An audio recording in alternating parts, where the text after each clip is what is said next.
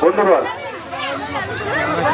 Comrade বিজন ভট্টাচার্য তরুণ রাজনীতিবিদ, এই মধ্যপ্রাচ্য জেলা অঞ্চলের সমস্ত শ্রদ্ধাভাজন মানুষের কাছে আমাদের আহ্বান যে আপনারা কমরেড বিজন ভট্টাচার্যকে দোয়া করুন, আশীর্বাদ করুন।